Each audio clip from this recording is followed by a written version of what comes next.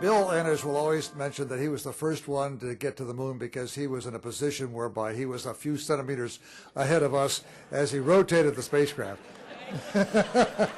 Mark Spitz, you know, I mean, first is first, you know. No, wait. The reason is we were flying backwards and he had a bigger butt. That's the only.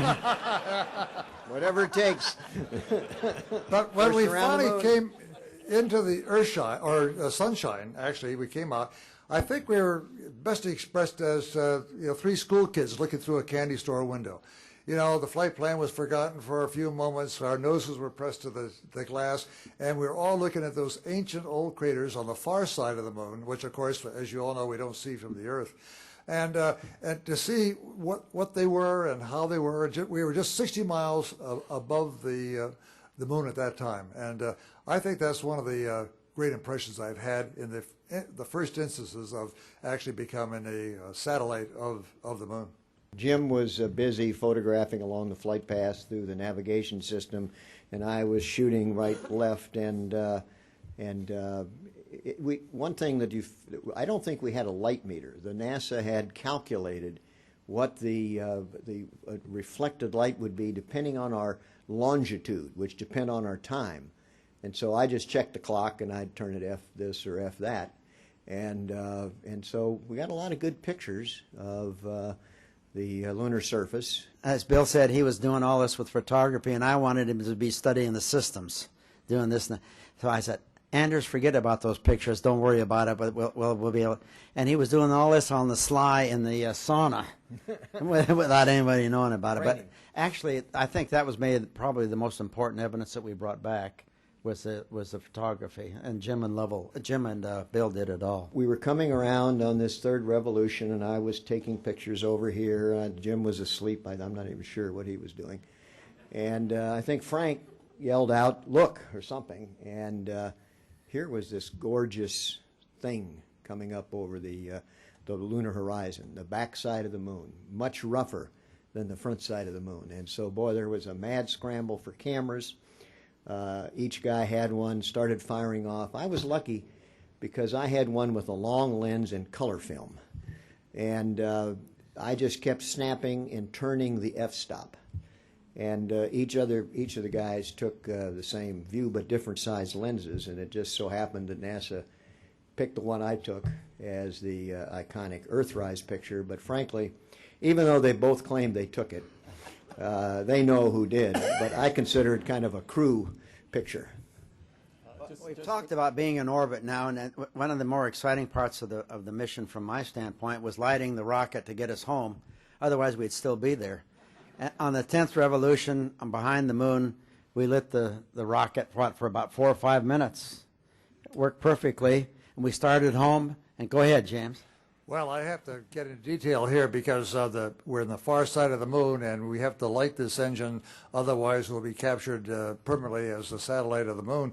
And so my job was to actually do the work through the computer, and we had a signal, or actually numbers on the computer that got down to 5 seconds before it should be lit, and it said something like, "Do you really want to make this maneuver?" This gave you a little bit of a chance to say, "Hey, I don't want to do this," to think about it. And so I hesitated with my finger, and Borman says, "Push the button, push the button." Anyway, my recollection is we're coming back 35,000 feet a second, way over any world speed record that had been set before, 7 miles a second, basically. And I remarked to Frank or Jim and said, "Gee, it looks like, are we getting sunrise? Or no, were we getting entry?" And they said, "Oh, no, this is sunrise." And I said, "Well, if this is sunrise, we're going right into the sun." And it just got brighter and brighter and brighter. And pretty soon I felt like a bug that was somehow gotten inside a blowtorch flame watching this torch go. And as the G's build up, every now and then it looked like a big chunk would come flying off the heat shield. Well, when you see the meteors coming in, they light up very bright, but really they're just tiny little pebbles, and they ionize and make a big flash. I didn't think about that at the time, and I could just feel the heat coming through the spacecraft. And then we got down lower. We came in at night, first night re-entry. Then it got dark, and at 50,000 feet or so, the drogues fired, and we could feel a jerk. That was very reassuring. And then at 18,000 or something, the main chutes came out, 12,000, and but we couldn't see them, and I think we needed 2 to make it, you know. Yeah. And so it all seemed like one jerk, and I'm thinking, wait a minute, 3 chutes and 1 pull, that's not too good. But our Jim and Frank checked our vertical velocity, seemed to be in orbit. But when we hit, it was the biggest belly buster I've ever been on. And one of Frank's jobs was to flick a switch that would blow off the parachutes. But, you know, we hit so hard it just ripped his hand from the switch. And by the time he could recover, the chutes had pulled downwind and this thing was floating upside down. So I thought, here we were, conquering heroes from the moon, hanging from our straps, and all the trash that was in the spacecraft that had collected on the floor when we were coming in now was raining down on our face. So it was, that's one of my big recollections. Well, we came in because actually why we hit so hard, the spacecraft was hanging from the parachutes at an angle. And the idea was that the edge of the spacecraft would slice into the water and sort of not make it a little bit easier for the landing. Well, it so happened that we were swinging on the shrouds of the parachutes, and also the wave action was such that they both matched so that we hit both things flat. And that's what caused the sudden, hitting the water. And of course, the parachutes then pulled us over to what is known as a stable 2, which meant that we were hanging upside down just on our straps, which is sort of an unusual way. And so Frank had to throw another switch that inflated about 3 balloons that slowly made us rotate up. And all this motion, of course, with Frank was another little disconcerting thing. And he couldn't wait to get out of that spacecraft to get back on that ship. I think that the 3 of us were very, very fortunate Americans. 400,000 people put that thing together, 400,000 Americans.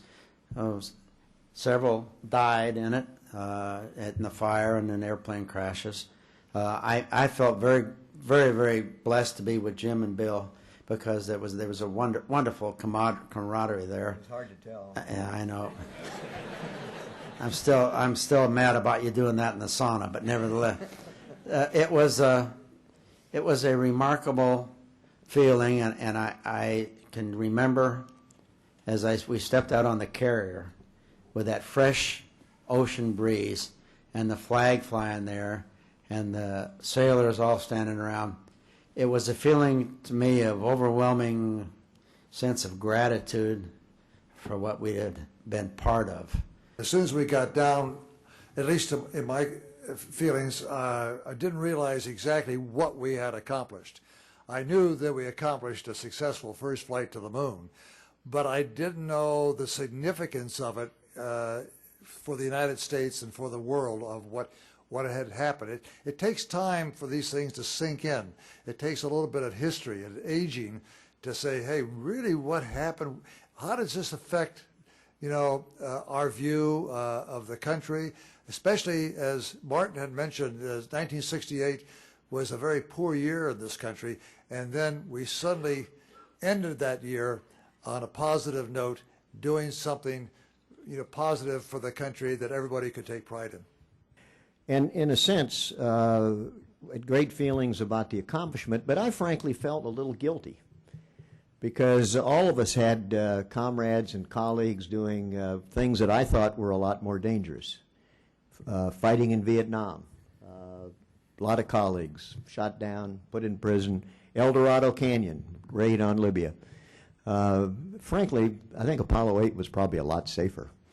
And we were lucky to be part of it, as Frank said. No, I do too. I agree with you. And you stop thinking, look at John Glenn. 69 missions in World War II, and there's so many missions in Korea. And if I hadn't been in Apollo, I would have wanted to been in Vietnam. Yeah. But we weren't, and we sort of got all the adulation and all the success and all the plaudits. And there were so many people that were trying to serve this country under much more difficult circumstances. So I felt very humble and very grateful.